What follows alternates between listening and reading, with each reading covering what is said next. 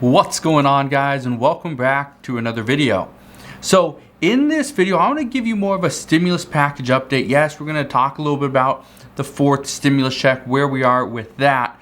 But I read an interesting report today, then I did some digging, and I want to explain what I found. So today, a South Carolina economist, he said that today that the state was entering into a post-stimulus economy, not a post-COVID one. Now, after I read this, I thought this was very interesting, and I want to kind of give you the update and reveal what I found, because this is extremely important. After doing a lot of digging, many experts believe this exact same thing. They feel the exact same way, is that right now, we're not going into post-COVID.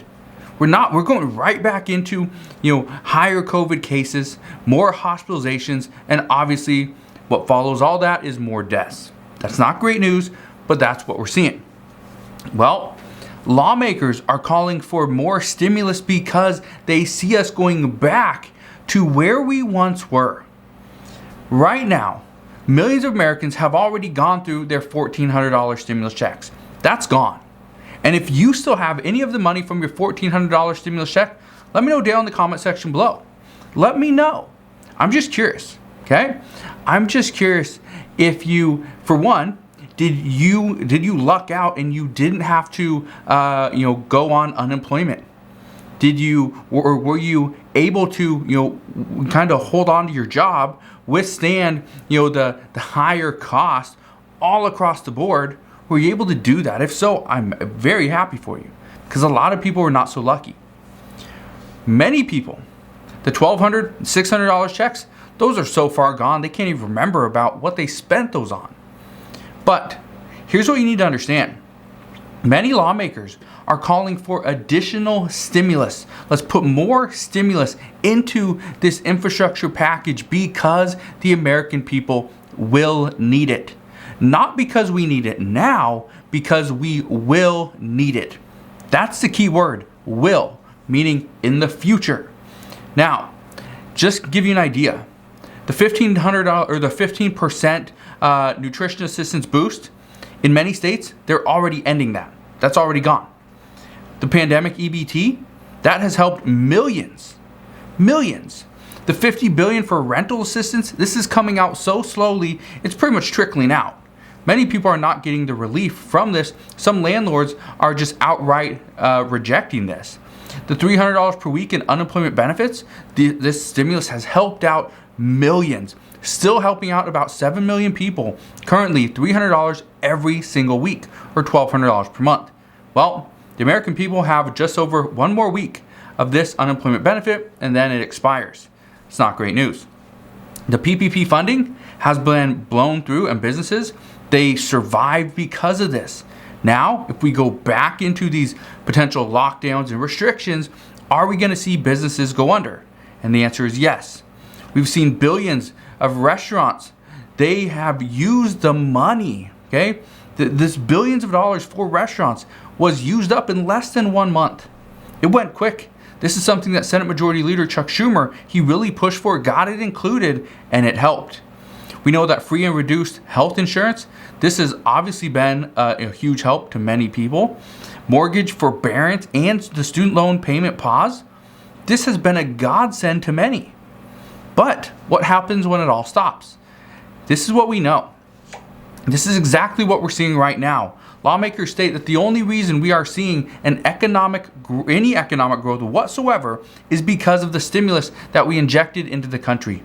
That's what they're saying. That is what we are needing at this time, is more. Well, with COVID cases coming back, many worry that without additional stimulus, we're going to be right back to where we once were back in March of 2020. I can tell you right now, nobody wants to go back to March of 2020. Yes, we do know that, how to kind of combat this, wear a mask, right? Get the vaccine. They say, it does help, and it is helpful. Okay, all studies do prove that yes, the vaccine is helpful, but this doesn't mean you are immune. This does not mean you are immune to the COVID variants. This is not the case. You can still contract the virus. You can still spread it. It's just not spread as easily. So So there's good news there, but there's still a lot of questions. But here's the thing, and this is something I think is very interesting. While many lawmakers are or should be focused on providing more assistance to the American people, getting these 2 infrastructure packages done, talking about the debt ceiling, working on the government funding bill for 2022, while all these things are important, many are actually fighting currently. They're fighting over about $6 billion in leftover funding that was supposed to be for the Afghan military. But being that we're going to be pulling out of Afghanistan in like 6 days, is it 6 days? Yeah, 6 days. If that's the case, this roughly six, or I think it's a little bit more than $6 billion, this could be used for something else.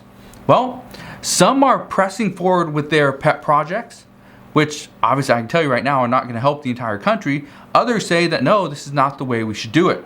But here's the thing. Many lawmakers are applauding President Biden. They're applauding him for his efforts of pulling out of Afghanistan when he said he was going to do so. But according to reports, they are more thankful for this additional $6 billion in funding that they can use for something else, not for the actually pulling out of Afghanistan. That's not the reason. It's for the $6 billion that they're going to save and can repurpose somewhere else. Well, could this be for stimulus checks? It could. Could this be for Medicare? Yes, quite possible. Social Security? Yes. Could it go to schools? Could it go to children? Could it go to adults? Could it go to anybody? Yes, it could. But this is where things are going to get very interesting. This is where they're going to fight. They're going to fight over just $6 billion. When $6 billion is a very small amount compared to $3.5 trillion, which I can tell you right now is not going to be the final number. Nancy Pelosi already knows this. She's already stated this, that they have to work with the Senate, pass something that all the Senate Democrats will accept. That is not $3.5 trillion. So right now, what we know is that some moderates have said, let's just use this $6 billion and let's put it aside and let's go and offset some of the cost of that $3.5 trillion bill. Let's just do that. But others say that that's just an easy decision. That's just too easy. Can't do it. But according to multiple polls, here's what we know.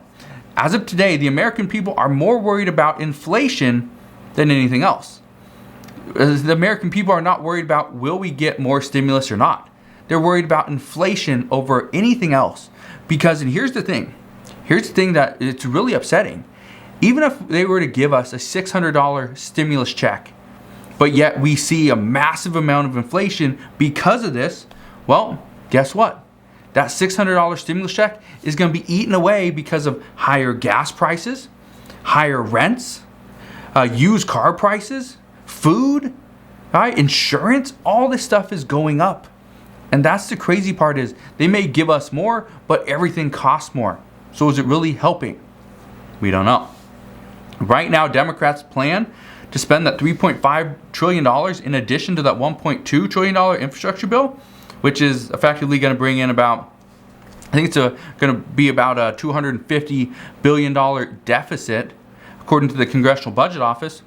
But if we see this, again, this is just $250 billion of an increased deficit from the $1.2 trillion bill. It doesn't even factor in the $3.5 trillion infrastructure bill. So some are saying right now that chances are we're going to see higher inflation. And I don't know what to tell you because chances are it's going to be true. But here's what we know, okay? Here's what we know, and I just want to bring this to your attention. There's some pieces of legislation that are currently being talked about that are really up in the air. They could increase inflation. We could see this. And these are those $2,000 stimulus checks. And this is something that I just want to warn you guys. If we see $2,000 stimulus checks, it will not be going to the 160-some plus million Americans that receive the $1,400 checks. It will not happen because of two people, Joe Manchin and Kyrsten Sinema. Okay, mainly Joe Manchin. And I can tell you right now, with everything that has happened, with the statements Nancy Pelosi made yesterday, I can tell you right now, Joe Manchin and Kyrsten Sinema have more power than Senate Majority Leader Chuck Schumer, have more power than Speaker Nancy Pelosi. They have more power right now. They have as much power as President Biden, who can try to veto a bill. But if he vetoes a bill, essentially Congress can overstep him, go over his head, and get a bill passed. But yet they can't do that with Joe Manchin or Kyrsten Sinema in the way, because they are senators. So again, they have more leverage at this time than even the president. How crazy is that? And let me know your thoughts down in the comment section below. Do you think just one or two senators should have more power than the president himself? I'm just curious. Let me know down in the comment section below what you think of this. Now, on top of stimulus checks, we also know the up to $8,000 in adult tax credits. That's a possibility that could potentially get approved, right? We also know $1,200 guaranteed income program. That's up for discussions. I don't see a lot of people supporting it, but it's still a possibility. Larger earned income tax credits. This is a most likely situation that, yes, we see larger earned income tax credits. There's also money set aside for children for future expenses, right? We've seen this before, $1,000 as soon as they're born, and then $2,000 per year after that. And it also depends on, how much income the family receives as well. And there's also legislation to help adults save for the future. I addressed this the other day. These are not the greatest proposals, but the greatest proposals usually come after, certain people bring up the idea. It gets modified, changed, amended, and finally it passes. It's like, wow, that's a pretty good idea. But again, it's all starting. All these things could end up costing more though. And this is where lawmakers say that how is this going to be paid for? That is the question.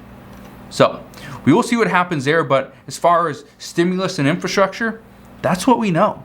But let's get into some other news. More than 50% of students in Florida now go to a school district that has a mask mandate. This is something that Governor DeSantis wanted to ban. However, it was actually put on pause. So the school districts are going forward with mask mandates. The state says right now they are seeing a surge in new COVID cases, and the schools just want to be proactive. They do not want to require masks, but at the same time, they don't want to require schools to shut down due to COVID outbreaks, which makes sense. In Texas, Governor Greg Abbott, he has issued another executive order, but this time to ban vaccine mandates. These are from universities, businesses, and whatever.